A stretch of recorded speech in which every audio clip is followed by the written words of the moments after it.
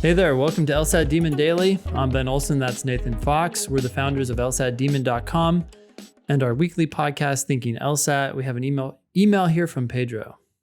Summary here. LSAT Demon Live student Pedro thanks us for our advice to put GPA first. He just graduated with a 3.94.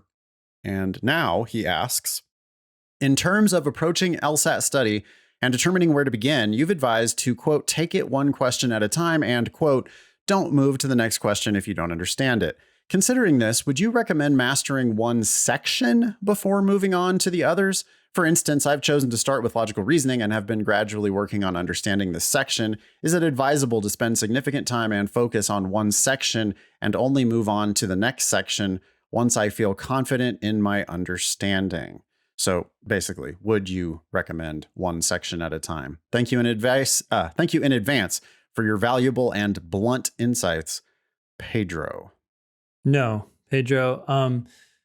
In fact, there's science behind this. This is not just our own theory. When you're learning something, you want to shake it up. You want to learn logical reasoning. You want to learn logic games. You want to learn reading comprehension. Yes, when you're tackling an individual task, you want to tackle that task one at a time, right? You want to focus in on that task.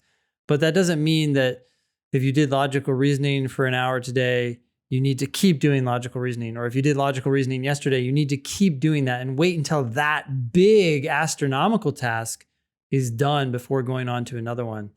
The analogy stops there. Yeah, you have to break things up into discrete chunks and then mix it up a little bit. You know, you're working hard on some big project. Well, work hard on it and focus on it. Don't try to multitask.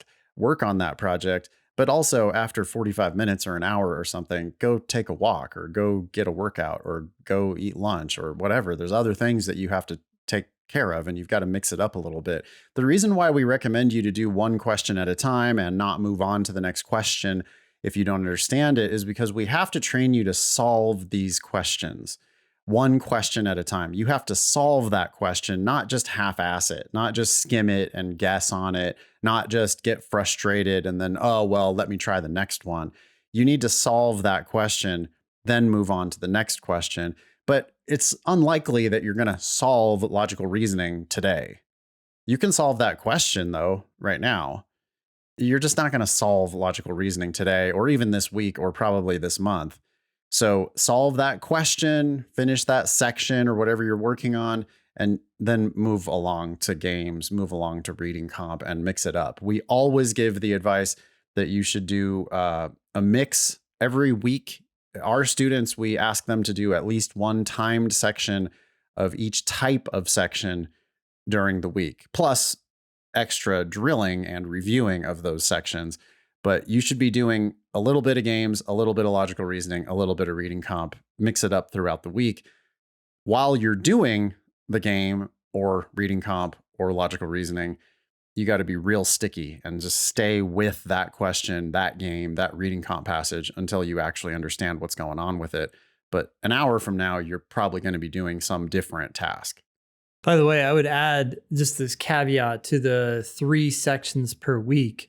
Sometimes for newer students, right, they do a time section and then it takes them a couple days to review it because they're so new and they're still just getting their mind wrapped around games or whatever.